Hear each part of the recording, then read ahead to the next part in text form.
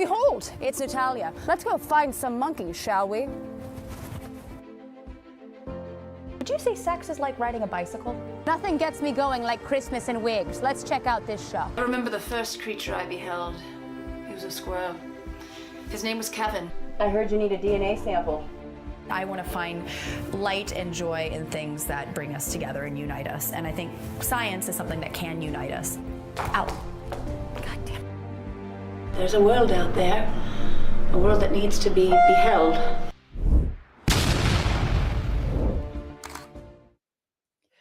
Oh, God, behold! Welcome back to another episode of Survival of the Filthiest, the live stream. I'm your host, Natalia Reagan. I'm a biological anthropologist and comedian, and I created this show because what the futz is happening? I mean, folks, we have a war on science, healthcare, DEI, people of color, gays, bays, jetways, veterans, queers, engineers, the vaxxed, paperbacks, teachers, creatures, women, and today we'll be talking about national parks.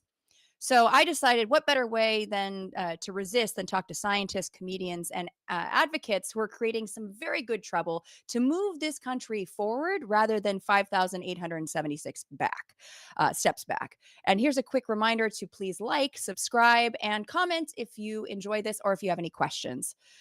Okay, roses are red. National parks are understaffed. On Valentine's Day, 1,000 heard, "You're fired," with a laugh. And this comes when the National Park Service recorded the highest number of visitors across national park system ever in 2024, a whopping 331.9 million visits. But you won't hear park employees discussing those figures publicly because they've been told to shut the fuck up. Yes, a leaked memo shows that they are being discouraged by the administration from sharing this data. Why? Because the administration doesn't want to look stupid. Spoiler alert, it's too late. That's because, and we know that in 2023, that the 428 national parks, historical sites, and other attractions generated over $26 billion in visiting costs, $19.4 billion in labor income, with a total of $55.6 billion in economic output in the national economy. Oh, and not to mention the 415,000 jobs that are created around the local area of national parks. So, folks, in 2025, the National Park Service requested a meager budget of $3.57 billion for day-to-day operations and other priorities. And if last year brought in over 15 times that for the national economy, and Donnie is supposed to be a businessman, that doesn't seem very good for business. And actually, the National Park Service only employs roughly 20,000 permanent, temporary, and seasonal employees. And just yesterday, managers at National Park Services were asked to put together plans to eliminate 30% of payroll. Folks, the average salary for a U.S. park ranger is about $42,000 a year, or about $21 an hour, roughly $3,500 a month before taxes. The average rent for a one-bedroom apartment in the U.S. is currently $1,700 a month. This is madness. So again, what else is madness? The visitors. Think about the visitors. A recession is upon us. Where are we going to go? We're not going to Disneyland because two adult tickets to Disneyland are $450 plus parking. And what if we want to eat? And what if we have kids? Do we just eat the kids? Because we know that, Disneyland is not very cheap. So where can we go? We go to the national parks. We go there to recharge, learn about the world around us, to take care of our mental and physical health. But given all the executive orders that we've seen in the last 2 months, it's clear this administration doesn't give a flying foxicle about our well-being. And this is the thing. When you're dealing with a narcissist, which our country is being run by, you know that their decisions are all transactional. What can you get from something? And since the only half dome Donnie cares about are his daughter's sweater cows, the national parks are useless. Well, they're currently useless. He wants to cut down 280 million acres of national forest because that is what they're worth to him. It's money. It is the resources. He wants to drill, baby, drill instead of investing in sustainable energy sources. He wants to plunder the parks. So what do? We got to resist. I don't know. I feel like we need to appeal to the squatchers out there, the Bigfoot believers, the folks that want to get out there and still find joy in the park, because this is a bipartisan issue. Everybody loves nature. Everybody loves the parks. Besides, how do we know if bears shit in the woods if we don't have park rangers left. That's why I am thrilled to talk to my friend, author, wildlife advocate, and California director of the National Wildlife Federation. I'm going to say a couple things about Beth Pratt because I love this woman so much. She has worked in environmental leadership for over 25 years and in two of the country's largest national parks, Yosemite and Yellowstone. As a regional executive director of the California Regional Center of Wildlife, National Wildlife Federation, before joining the Federation in 2011, she worked on sustainability and climate change programs for Xanterra. I hope I said that right. Xanterra Parks and Resorts in Yellowstone and is as its director of environmental affairs. Prior to her role in Yellowstone for 9 years, Beth served as vice president slash CEO for the nonprofit Yosemite Association. Excuse me. Now Yosemite Conservancy and the Yosemite National Park. But honestly, folks, when I think of national parks, I think of Beth Pratt because not only does she work with the parks for years, she lives right up against Yosemite Park. Welcome, Beth. I am so glad to have you back, my fellow cougar. Yes, and I love you too, Natalia, and I love that bear poop was part of my introduction. That's great. Do bears Yeah, shit in the woods? yeah, I absolutely do. I see it all the time, even in my yard. But Okay. Okay. yeah. They just look like tubes of berries, right? Because they just eat so many of. Well, they're pretty bear poop is pretty recognizable. But yeah, they most people think that bears are these, carnivorous. So yeah, most of their diet is actually vegetation. They love berries. I think grizzly bears are mostly, used to be mostly vegan before we interfered with their diets. So, yeah, they just like to kind of munch on flowers. Kind of dispels the myth, right? I love that. They're like, yeah, it feels like, Mhm. little thumper Bambi action Yeah, right there, just like rolling bear among. bunnies. Yeah, they're I like never bear thought of. bunnies. Yeah, exactly. They really do just survive. Well, I guess if they eat honey, are they vegan? Yeah, honey's Oh, that's a good technically not question. vegan, so that's a good point. Oh, that's a good question. Okay, okay. Vegetarian, mostly Well, vegetarian. mostly, yeah, exactly. There we go. Vegetarian. I mean, Yeah. that's what I call. They eat a little fish here and there. I am so happy to have you here. I've been thinking about you during this time. Well, tell me a little bit about your, thoughts on what's happening with the national parks. What is happening and how are people being directly affected? Yeah, and thanks for having me. I think it's such an important topic. I have been working in national parks for my entire life. Even the wildlife crossing, which is the project I've been working on now since 2012, is in the Santa Monica Mountains National Recreation Area. Our main partner is the National Park Service, who's been doing the research that showed us that we needed a crossing and tells us so much more. But parks for me is a lifelong connection. I have a book coming out this fall called Yosemite Wildlife, and in the preface, I detail that as a little girl, I would look at those old books called, Western Parks or National Parks of the U.S. and dream about visiting, especially the Western parks for me, the big mountains. You grew up in Massachusetts, Mount Washington's no slouch, but it certainly ain't, a 14er. And, so I always dreamed of the big peaks and dreamed of the big Western parks and was, really was lucky and dedicated enough to have my dream come true. I worked in Yellowstone for 4 years, worked, in Yosemite for, 9 years, work in the Santa Monica Mountains National Recreation Area now, and my home, quite purposely, is on the southwestern, outside the park gate, to Yosemite, and I'm in that park, and other public lands. I live right on outside of BLM land, U.S. Forest Service land, so I'm using national parks and public lands all the time. So, I have a long, deep connection to these public lands, as do most Americans. So I have to say,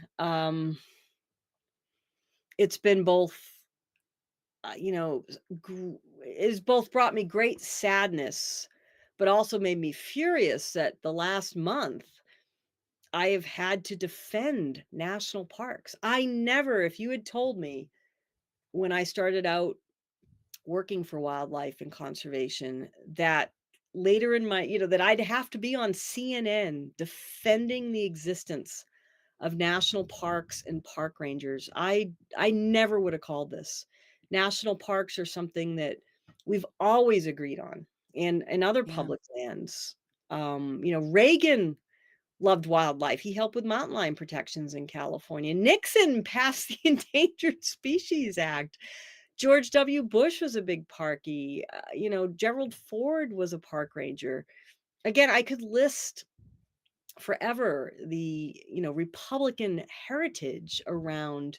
But Teddy Roosevelt was Yeah. someone who helped form Yosemite and Yellowstone, right? So I'm both incredulous that these public lands and national parks are under attack and furious. How dare they? This is our national heritage. And I think, we'll get into the details, but I think for me, paramount is you don't get do-overs. Yeah. You back off on protections. Wildlife will die. They don't come back. You have people cutting down Joshua trees and, driving in sensitive meadows, or you sell off public lands for development. You don't get a do-over. And I'm just, we're really putting these places at risk. And I don't even think they've gotten started from what I'm hearing. Yeah, no, that's what it really terrifies me. I feel like every day I see a new announcement, and it brings me to tears because, like you said, there Right. are no do overs. There are You no know, do-overs. Yeah. yeah, and one of the best, I don't know, words of advice recently was, I always thought of activism, being kind of the way to be in this situation, but that inherently means fighting, and it's like we're more stewards, we're more caretakers of the land, and kind of come at it from that way. But it's almost hard to know how to combat these decisions. And I mean, what are the plans right now? Do you know what the national park is thinking about how to sort of help either negotiate or fight for their own existence?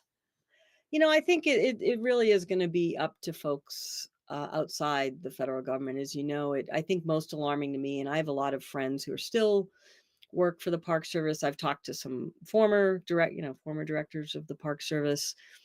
As you noted in your intro, they're told not to talk. They're frightened for their jobs. They're frightened that their programs will be cut and that more damage will be done. So I think that, this sort of gag order is also really disturbing. So I think it is going to be incumbent on people like us who are not within these federal agencies to stand up for them. And that's everybody. That is not just those of us who work and, for conservation in the environment. Again, almost every American uses a national park. There are urban parks. Almost every American has gone to a national wildlife refuge, to a BLM site. Again, I could go on and on. The Bureau of Land Management, people go boating, people go hiking, right? U.S. Forest Service.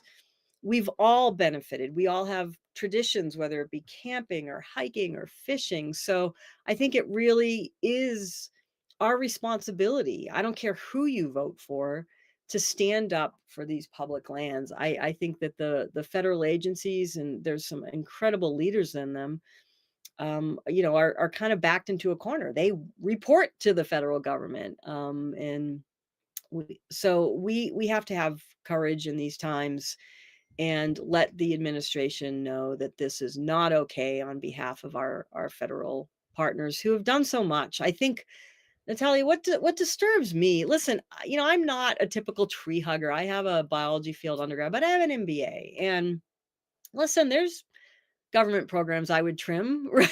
I think we Yeah. all would. But, it's not unique to government. Companies have, fat on the bone sometimes, right?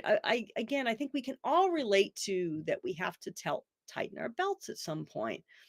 I think it was the way these cuts were made indiscriminately, cruelly, to have, Musk or President Trump say these people were sloppy, that they needed that, this was fat. I'll tell you, park rangers on the ground are some of the best people I know. They work for nothing. I mean, I know people who make less than the average you cited. They work long hours serving the public. They could be making much, much more elsewhere and have much easier jobs elsewhere. You do not become a park ranger because you want to get rich or because you're lazy. It's because you want to serve these public lands and you want to serve the public that come there. So this is also not going to save the federal budget. And indeed, as you pointed out, these local economies it's going to impact. Our parks make money for the world. It is not a good business decision. But even if they didn't, I would offer profit is not the bottom line here. These public lands, and especially our national parks, were mandated by Congress as we have to protect them unimpaired for future generations and for the wildlife and nature that within. So it shouldn't even be the bottom line. But there's no doubt the ROI here, you're messing with, as you said, there's billions of dollars that parks fuel into economies surrounding them, my own included.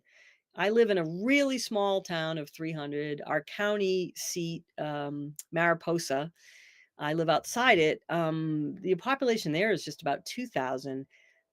That local economy is driven not just by park visitors, but by park staff who live there and eat and shop and all that.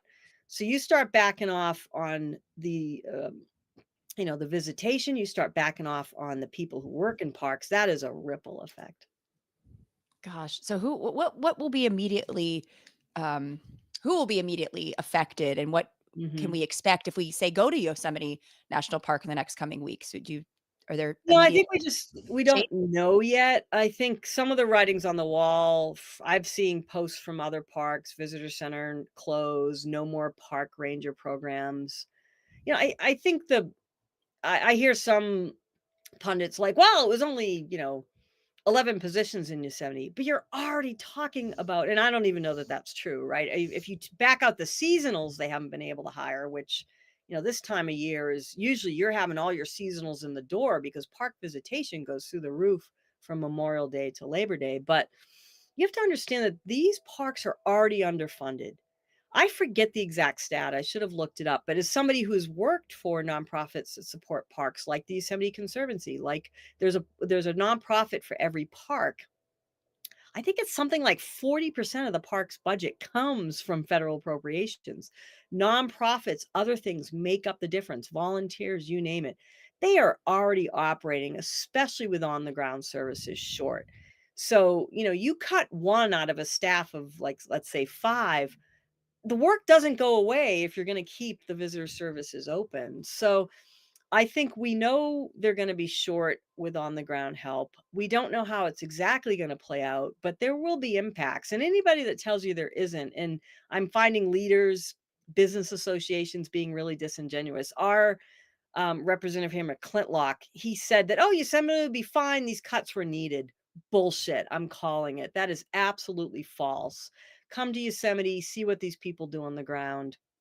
Already the campground reservation system was paused just because they didn't know if they'd have this, my guess is they didn't know if they were going to have the seasonal help or even the help to run it. And I think you'll see more impacts like that as we move forward. Although I forget the number, they rescinded and allowed them to hire some seasonal help, but it is in some respects too late. These parks are now having to scramble to bring people in the door when it should have been months ago to get them up to speed. Some of the people they hired who were experienced seasonals who had been coming back year after year, of course, is like, frig this, I'm taking another job. I have rent to pay. So even that swing back is having an impact as well as the probationary employees who that was not rescinded. To me, that was the cruelest barb of all, was to send these people an email saying because of poor job performance, it had nothing to do with it. These people on probation could have been a 20-year stellar employee who just moved into another job. So to insult our park rangers, some of our most dedicated public servants, was inexcusable. It was shameful. Yeah, I saw a couple, posts of folks that moved across the country for a job, mid-career or towards the end of their career, and have to start kind of over again now Yep. because they have no job to go to. Yeah, what animals would you say are most vulnerable to cuts like this? Well, all of them. I think, when you look at big both, park by park, but also the bigger picture is, we're living in a time, we're living in a time of great climate disruption. I mean, that this administration is denying that. Although I heard it was a headline today. Yeah, we accept climate change is happening. I think it was I forget. I have to look it up. I saw it on Twitter, but one of our elected officials in Washington said, "Yep, climate change is happening, but it's just the cost of doing business in this era." Wow. Okay. Okay. Really? Wow. It's true. Yeah, I mean, that to me is a stunning, especially given it you don't even need to get into wildlife, the human impact. Look at the LA fires, look at, sea level rise, the flooding in North Carolina, right? The writing is on the wall. The science is clear here. So we're living in a time of great climate disruption, of biodiversity collapse. I mean, I just saw a study of the really significant decrease of butterflies, one of my favorite species. Mm, And listen, guys, you may not think butterflies are pretty, but we need pollinators. Like, hello, the yep. insect world is pretty important to us, even if you don't like it, or we may not have food. But the problem is, it's not just the staff cuts. It's this sort of wanting to, the desire to walk back protections like national monuments. I'm hearing selling off of some public lands. So not only are we going the wrong direction into giving wildlife and the ecological functioning of the landscape what it needs, so we're walking back just the land protections overall. But then when you talk about walking back the manpower or the people power in these parks, that has an incredible impact. We need to look no further than the pandemic. These parks got trashed. Absolutely trashed. I saw it firsthand. This is not hyperbole. Trash everywhere. People driving on meadows, people chainsawing down Joshua trees. I mean, it was like a free for all because you didn't have the boots on the Wow. ground to Yeah. manage the protections. And do we really wanna go there again? So it means a lot for all species of wildlife, and it means a lot for the landscape in a negative way to back off on these. I'll give you, one example. Bears are Mhm. a great example. So bears in The Yosemite, vegans. the vegans, yeah, our vegan Yeah. bears, The vegans. are mostly vegan bears. Yeah. Bears are an animal everybody wants to see, they love. When I worked in Yellowstone, everybody wanted to see a bear. When I worked in Yosemite, um, and bears, unlike, some other animals, like mountain lions are never gonna get into our trash. They're obligate carnivores. They don't eat our food for the most part, right? But bears, coyotes, animals like that do. They're like, "Oh, whoa, this is, trash, of burger buns. Yeah, great. This is much easier to procure than a, plant meal or finding ants or, whatever." Um, so Yosemite had a really, in the 90s, bad, problem with people, right? It was not a bear problem, it was people, not storing their trash well, bears were bringing into cars, breaking into campgrounds, and it resulted in the death of a lot of bears because that, at the time, was the only recourse, was to put Wow. down the problem bears so it didn't become a safety issue. But they shifted. I actually worked on this in the late 90s. Some federal appropriations come through. You then had boots on the ground, educating people. We did a whole education program. We also bought storage lockers for food when people in the camera, this really sweeping efforts. It literally went from, in the Yosemite Valley, almost $750,000 in property damage every year to pretty much zero. You pull rangers out of that ongoing education. You pull custodians out from making sure the trash is managed well. Bears will die. No way around it. So that's just one example. I mean, you just talk Yeah. about the sensitive nature of wildlife habitat. And if you don't have people either doing the research or there for protection, I am really worried about the future. And, our wildlife has so little refuges, whether it's a national wildlife refuge or a national park. This is all they got left. Again, there's no do-overs here. Yeah, no, it's interesting. It's either like you either be all in, like have parks have funding and we're, humans visit the parks, but humans also are custodians of the parks, or we Mhm. just get out and let them have it. Because otherwise, like you said, if this half in, half out means that animals will suffer, they Right. will ultimately get killed. And so it's Yeah, oh god, it's so It's it's awful. hard to st I can't believe I'm looking at my library, I'm looking at all these old books, National Parks of the Yes. USA, Wilderness USA, America's National Parks. I'm looking at Ken Burns's, Oh, documentary, America's Best Idea, yeah, right? I mean, yeah, this was celebrated as something that we formed here that the world looked at as such a great concept, public preserved lands so that people could enjoy them, so that wildlife had space. And I'm looking at this library of all these books dedicated to it. And what? This is where we're at? Attacking yeah. parks, park rangers? Like, what happened? They don't see the intrinsic value of land and parks and wildlife, and that's the thing is the commodification of just about anything and everything. And, I feel like when I worked in, primate conservation, looking at the immediate problem deforestation, just trying to raise cattle, right? Because I needed money in the immediate time rather than looking at the long-term effects Right. that would have, because that leads to desertification. That means that, cattle can't be raised on a desert. So like over time they've reforested, or even, and seeing the intrinsic value of a forest and the wildlife, and the monkeys as seed dispersers and things of that sort. Or even I think of Virunga Park, where the gorillas now are seen as a commodity, rather than to exploit for bush meat or selling their hands as ashtrays. We can use this as tourism, right? And bring Right. in revenue that way. So I don't know. Again, like I joke that, appealing to the squatchers, but because you mentioned that this is a bipartisan, people Bipartisan. on both sides love the parks. Do we have to we have to do GoFundMe's for our healthcare. We're going to have to do GoFundMe's for our cancer research soon. Are we going to have to do GoFundMe's to buy up the parks so we can I keep them have to safe? say that's, I've been talking with a lot of nonprofits and, strategy. And I think that's one thing is if some of these properties go up to say for sale, is it likely they'll put a Yosemite up for sale? I don't, I mean, Oh, I probably a month ago would have said no, and it probably is unlikely, but could they bring instead of the Park Service a private company in to run it, which might even be just as bad? I feel like that's where we're kind of headed.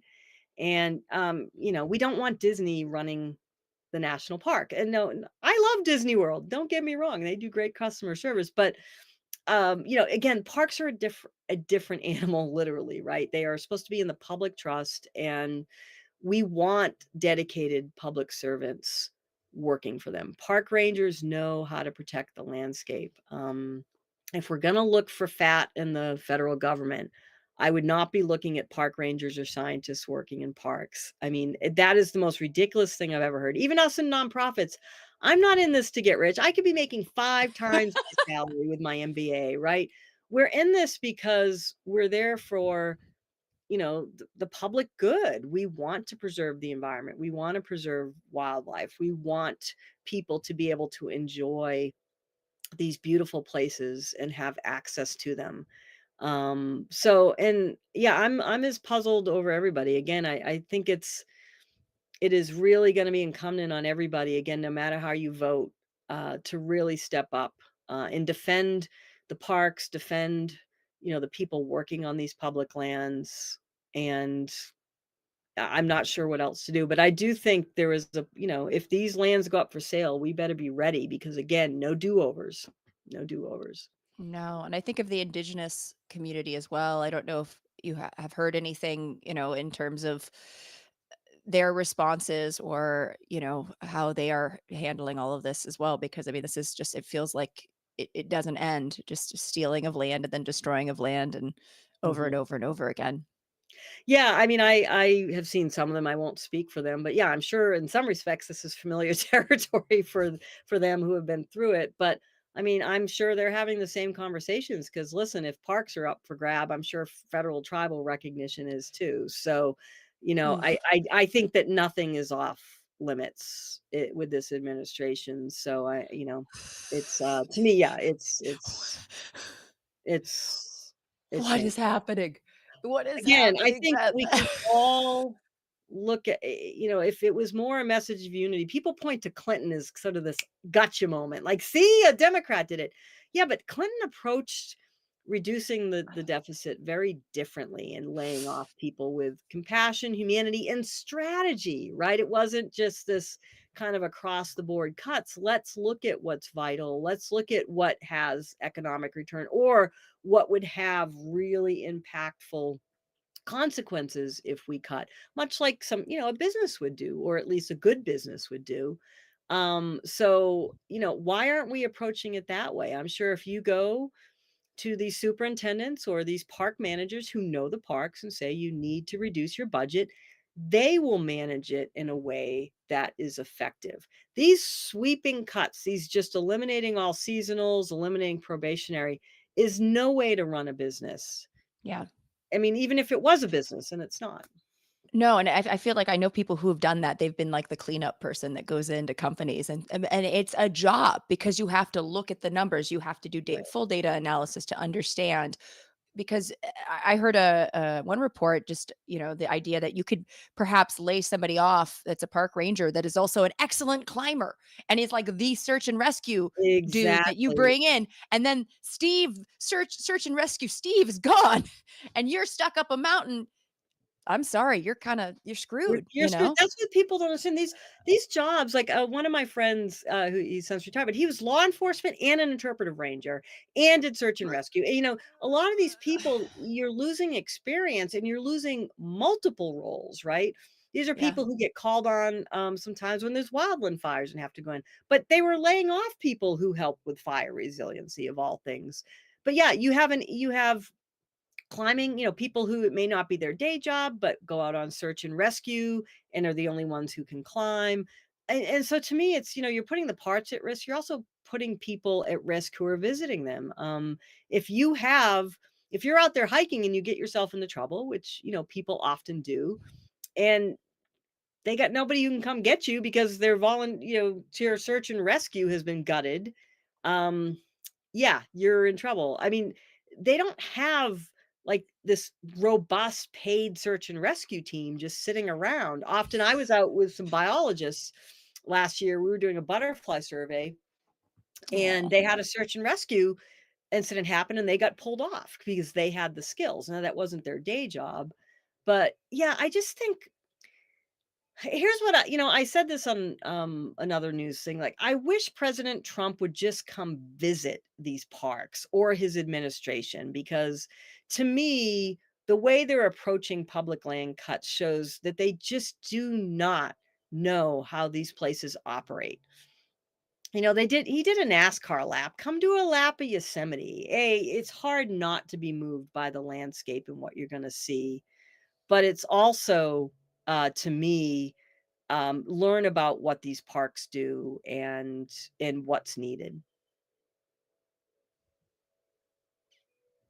Uh-oh. Sorry, I lost you for a second. Oh, You were in it's the okay. vortex of. Yeah, I'm so sorry. I was like going, It's come probably back, my Beth." I don't know internet. if it. I live rurally. We have rural internet, so you never know. That's okay. It's just Mhm. 5 hamsters and wheels just, Yep. pedaling to. But Exactly. I'm so sorry. I Mhm. feel like you probably said one of the most profound things ever, and I was just sitting there going, Oh, what what do what I you?" said was I feel like if I don't know where I ended, but I feel like, President Trump and those making these cuts do not understand how parks operate and or any public land agency. And I said this on I think CNN or another. I invite President Trump and those, President Trump did a NASCAR lap. Come do a Yosemite lap, right? It's going to be hard not to be moved by this landscape or by these landscapes and what you see, but also come see what these people are doing. Again, you want to talk about hardworking people. These are Yep. the people you want to stay employed. They're all working. Park rangers, again, I've worked with these people my whole career. They're doing multiple jobs for very little money and serving the public good. These are people you want on your payroll. These are not people you want to cut. And also just see what these sort of indiscriminate and kind of cruel cuts will do to the park. Come meet with the park superintendents, come meet with the park managers, learn about what these parks are before you are taking these really ill-advised actions. No, I think that is an excellent, invitation to bring him there. I worry though, and this is brings me to my next point. I worry that electing I don't want to call him he's not really a politician, but electing these politicians into office that have no interest in the outdoors, no interest in wildlife, no interest in just, again, the intrinsic value of the land that we live on is a problem. And that, if there's not a golf cart that can drive him around or a NASCAR that can take him on a loop through the valley, he's not going to understand quite the value. And I think about the call to have scientists run for office or wildlife advocates run for office. Beth Pratt run for office. God, no. I don't think I'd be No, very good at ah, it. but But do you you're on to yeah. something. I listen, this is what I'll say is Republicans stand up. I mean, my God. Again, national parks and public lands were never a partisan issue. I listed off how many Republicans, the public lands have their foundation in the Republican Party. I mean, again, Teddy Roosevelt being one of them. Um, we need some Republicans to stand up right now. I am begging you to do the right thing and talk to your party about that. Public lands are something your constituents love. I mean, again, I look at McClintock. They had to cancel his town hall meeting here in my area because I think he was afraid. He was getting so many phone calls about, from his constituents, myself included, saying these cuts are not right. And he took the coward's way out. He gaslit. Oh, the parks are fine. These cuts are needed. He, as well as anybody, knows how important this park is to the local economy.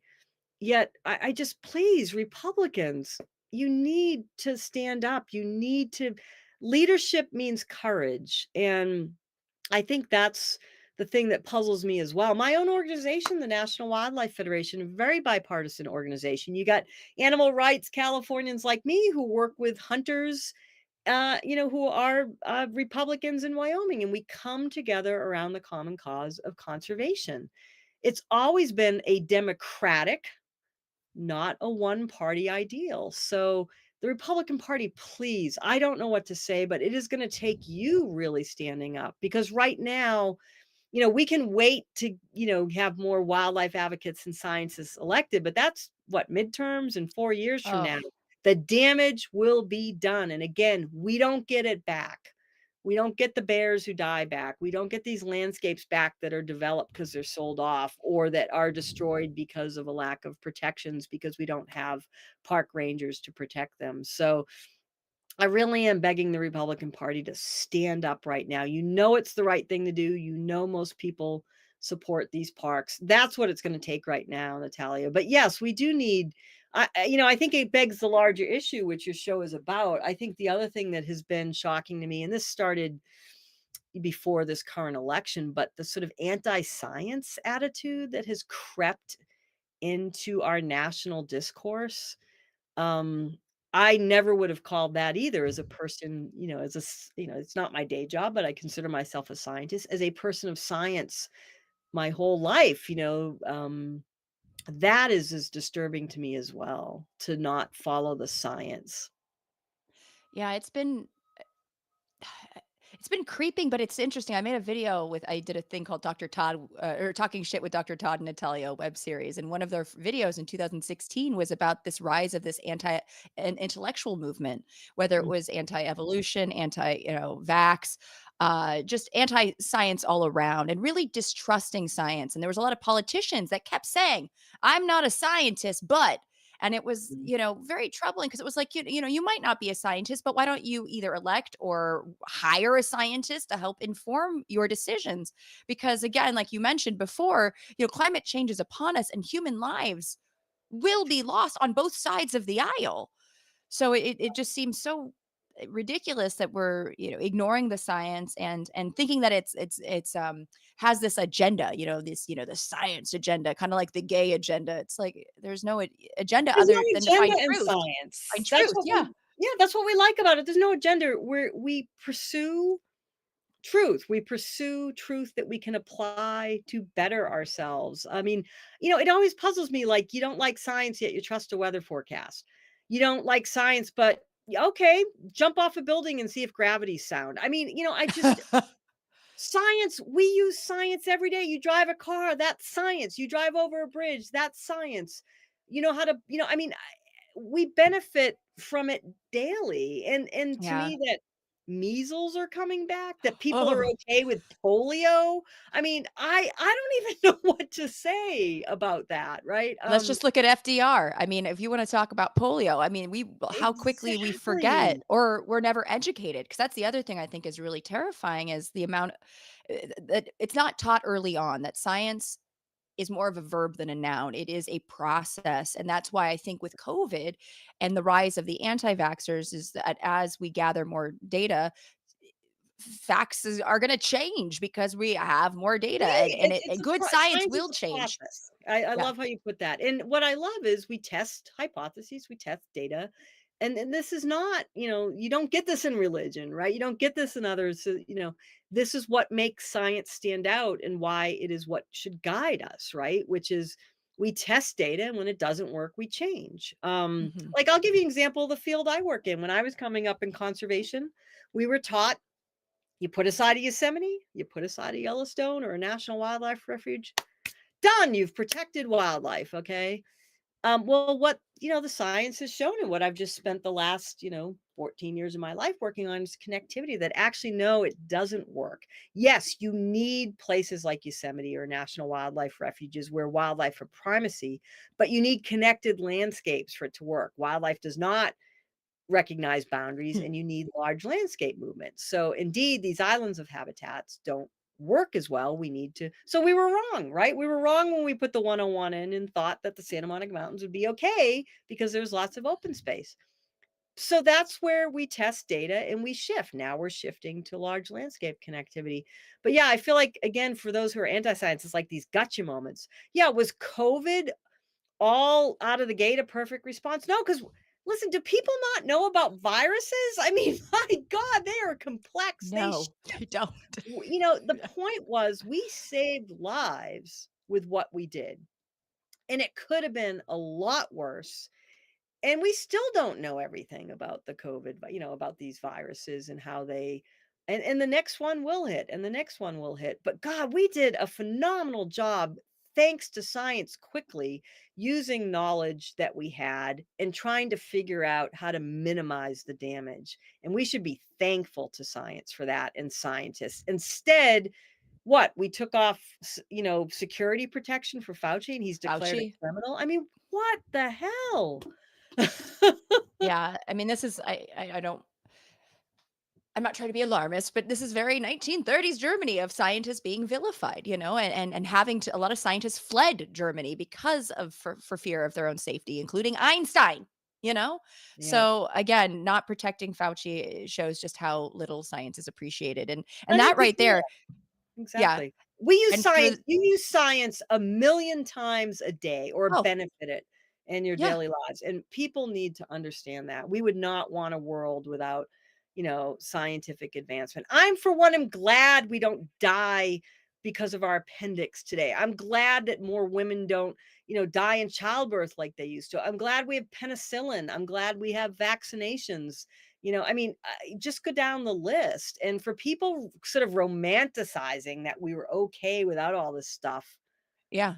I Well, mean, that's the thing. read a little Yeah. history, you know? Right? I've talked about that quite a bit about, like, even when people talk about being pro-life or pro-choice, I'm like, what's much more dangerous is having a child rather than not having a child. Because even Exactly. still, even though maternal mortality rates have gone down, they're one of the highest here in the US. And unfortunately, the some of the words that are not allowed to be, for the NSF grants, that they're like the banned words, is basically women, female, and these are No. and things are going to suffer, like, women's or maternal Mhm. mortality rates over time. So I mean, even the things that we are considered good at here in the US, we used to be, now we're not, and it's just only going to suffer as time goes on. And I'll But say this, it's gonna be controversial, but left, you gotta own this too.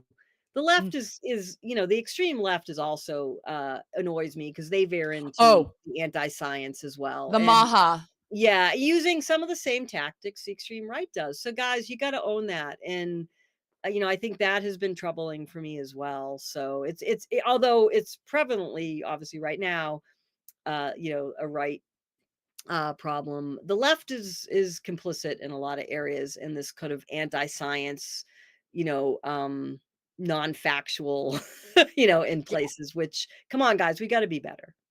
I read it in a mommy blog that vaccines made my dog gay, Exactly. Yeah. and then Haitians ate my gay dog. It's like it's yeah, Mhm. but no, there and COVID was an excellent example of any evolution denier just watching this virus mutate and change over time. You didn't get Delta and Omicron because it didn't evolve. It just, that right there is evolution in action. And so, Right. that's why science communication is so vital. But even when I was trying to do that, TikTok would ban or, kick off videos that I would make about COVID because there was a lot of wanting to suppress the information getting out there, which is terrifying. But I do want to talk to you about the connectivity that you are working on right now, because you mentioned, the importance of connectivity when it comes to Mhm. natural spaces or just, open spaces for wildlife. And you are heading up the world's largest wildlife crossing and helped get this thing off the ground. Tell me about the Edinburgh Wildlife Crossing. Yeah, to me, this is one of those that, go and we don't agree on a lot these days, but we do agree on wildlife crossings as well. Most people, no matter how you vote, uh, you know, don't want animals hit by cars. They want to ensure that animals are protected and don't want to hit an animal either, right?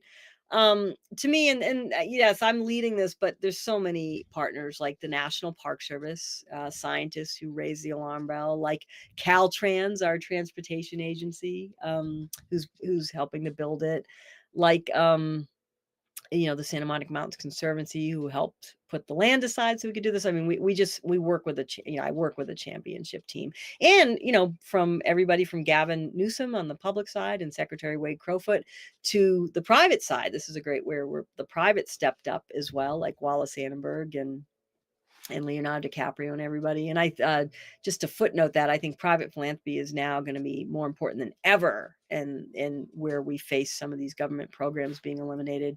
But yeah, to me, it is a really hopeful project that I am just honored to work on. It's under construction. We're about to put soil on the top in early April, which is a pretty big deal. So it's really exciting. But it is in the Santa Monica Mountains National Recreation Area.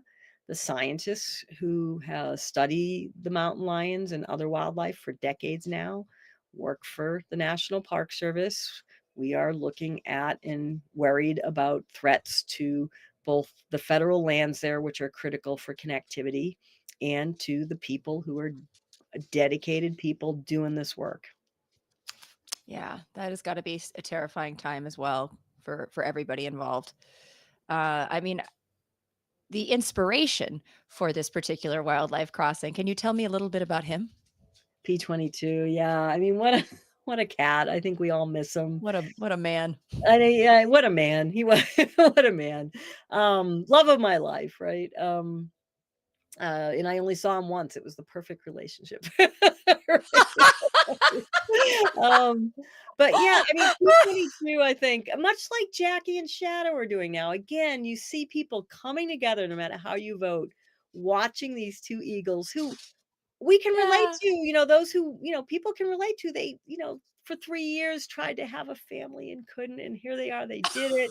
They're about to get 2 feet of snow put on them. I mean, the day-to-day challenges of parenting, but look at how the world is coming together around watching Jackie and Shadow, and it was the same with P22, as we know. He became kind of a global celebrity that, made this journey in the Santa Monica Mountains near where the crossing is going, ends up in Griffith Park, which is in the middle of LA, not just in the outskirts, and is basically trapped because of roads. But he was one of the lucky ones. Most of his mountain lion relatives in the Santa Monica Mountains die, before especially the males before the age of 2, because of these roads and other challenges. And what we know now is the 101 cut off the Santa Monica Mountains from the rest of the world. We know this because of science. We wouldn't even know there was a problem if it wasn't for these dedicated biologists. And We know that P22 kind of became the symbol of this problem, which is these cats were getting hit because cats could not get into the Santa Monica Mountains because of these roadways. Um, the population that P22 belonged to were literally inbreeding themselves out of existence. They couldn't get dates outside their family. So he became a really, It's a problem. an example that kind of lifted the science off the paper, and people followed the day-to-day adventures of this amazing cat who was never going to have a girlfriend because of the roads, but who symbolized what these roadways did to these animals in a way that, again, just reading a scientific paper couldn't. And the world rallied around him. It wasn't just that P22 himself should be there, but that mountain lions should have a future. And here we have the Wallace-Annenberg Wildlife Crossing being built as we speak so that mountain lions will have a future in the Santa Monica Mountains. Not bad for a Ah, little cat. I mean, I think no, I hope now that he's in cat heaven or wherever they go, he knows what he did. He obviously, I don't think, knew when he was wandering Griffith Park that he launched this worldwide movement, or he was in Time magazine or People, but hopefully he knows now that he did good. right? It was the booty shot that, changed the world. The It booty made shot, yeah. I love it. Miguel, the biologist who helped discover one of the first photos of P22. Yeah, he always called it the Puma butt shot. That's how the P22 puma butt shot. made Yes. his Oh, entrance into the world.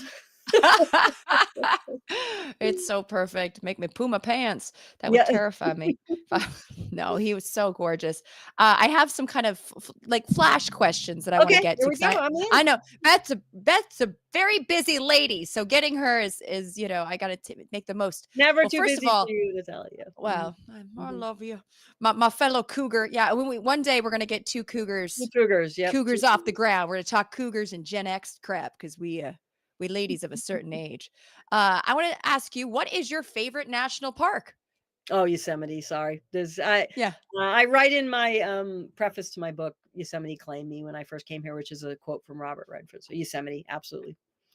When was the first time you stepped into Yosemite? 1992, I had moved to California in, fall of '91, and, I had just bought a Ford pickup truck. There was a huge snowstorm, and I drove into the park because I had four-wheel drive, and I literally was one of the few people in the Yosemite Valley. Had it to myself, made a snowman, a coyote walked by. I looked up at El Capitan, and I was in love. Oh my God, that is the perfect introduction. Oh, wow. Well, what do you think is the most underrated national park?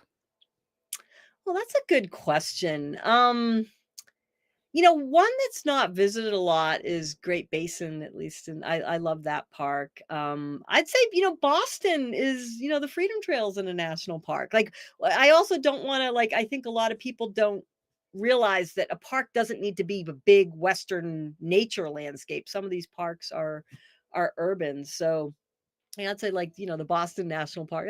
That's a great. I'm from there, and when I go back there, I always walk around. So but there's a lot of underrated parks. I really encourage people. There's parks you probably haven't even heard of. But I also want to put a plug in for the Santa Monica Mountains National Recreation Area. A lot of people don't even realize that's a national park, but it is. Mhm.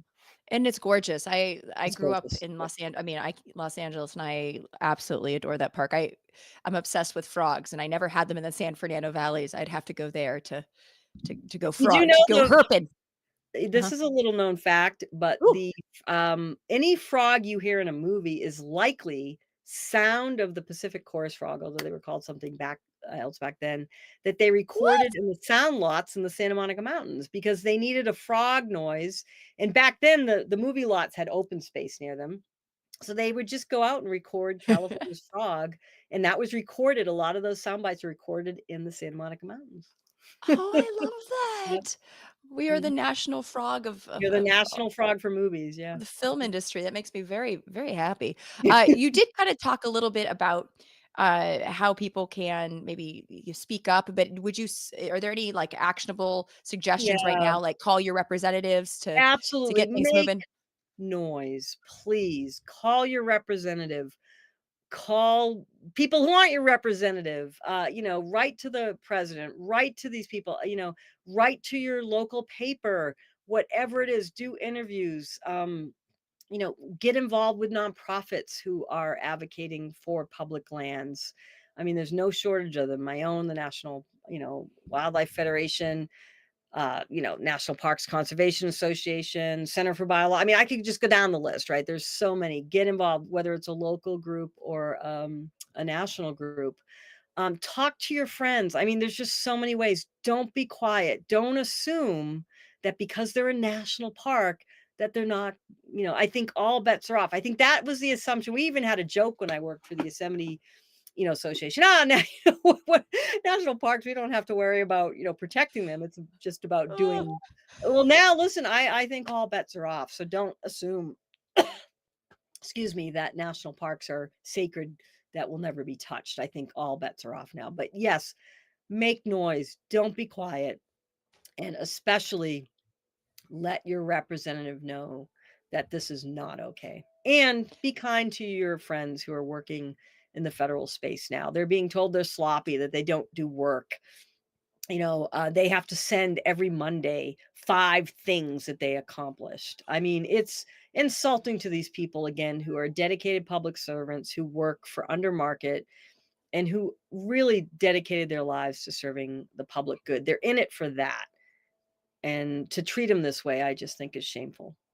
It absolutely is. And for folks that are like, should we go to a national park? Do they need us? Do they want us? What would you say? I would Yes, yes, still no, no. go. I'd still go. Absolutely. Show both the local economies and the parks themselves, excuse me, that you support, but also be prepared. Be prepared for that these cuts may result in limited services.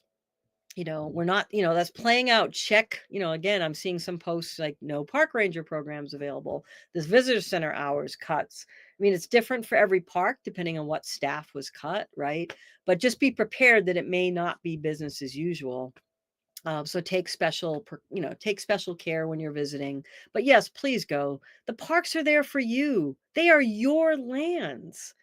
This administration should not be messing with that. Yeah. One last thing. What is the filthiest thing that you have done in the name of science? Ooh, um, picked up poop, mountain lion poop, pika poop, you name it. I'm all about poop. Yeah.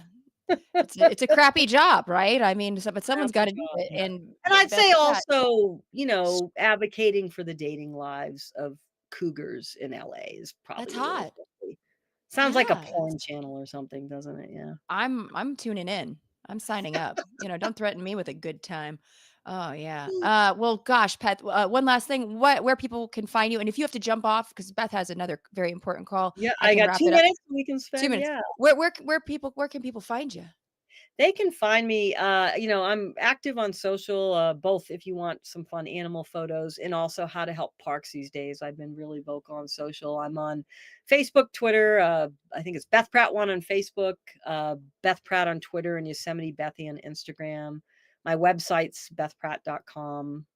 But please reach out if you have questions about wildlife or just want to I'm on butterfly watch right now. One of my proudest moments was scientists from the Xerces Society came out and checked out a rare butterfly population I've been documenting. That was Oh, really you're the wonderful. coolest. But And buy her butterflies, books. butterflies and frog porn right now. Butterflies and frogs What? in my little study area are mating. So if you want to see butterfly and frog porn, check me out on social. Slippery when wet. I'm all about that. That is hot. Oh my God. Kermit the Frog was my first crush. I'll tell you, those guys don't mess around. I posted a photo from some frogs mating yesterday. I'm like, what pose is this in the Kama Sutra? Like, this is pretty intense. Yeah, but it's springtime. Everything is in love. Oh my God. Totally awesome. Okay, that was a terrible amphibian pun. I adore you, Beth. Thank you so much Oh, for adore you too. all the Thanks for having advocacy. me, and thank you Oh, for dedicating a whole show to our public lands and national parks. It really is important right now. We can't lose them. The wildlife in us are dependent on them. yes, absolutely. And we're gonna keep fighting the good fight. And thank you for leading the way. Thanks. Truly, truly. Thank you. Take Well, care. 2 cougars too. Mwah. I'll 2 see you. cougars then. And yeah, thank you so much Mhm. for being here, Beth. Alright. We'll talk soon. I'll see you. I'll see Alright. you later. Take Okay, care. now I gotta think. Bye. Bye. Bye. My favorite cougar right there, ladies and gentlemen. I just want to say thank you for tuning in. And next week, I'm very excited to have Carrie, the one on from Math is a Drag. They are an amazing drag performer, but also they teach amazing math lessons to people that are not exactly the most math proficient like yours truly. And so they're going to be on next. Oh dear gosh, hold on. It's I think the 19th at 2 p.m. Pacific time. Yes, yes. Okay. Now to thank my patrons and my amazing producer Peter DeTucker. Thank you very much for making this show possible. My patrons, thank you so much. And if you want to help support the show, please consider joining my Patreon, and you'll get a shout out like this. Thank you to Daniel Wynn, Claude Allen, Simply Tom, Skullbeard, Tori Yates, or Redding Maley. I'll see him in a few weeks. Dana Logan, Michael Z. Weinstock. We got to Galapagos once. David Leitner, I also got to Galapagos with him too. James Hudspeth, Dr. James Hudspeth to you. Anthony Zana, Tom Berman, Jen Beverstock, Scott Froschauer, which actually means frog beater.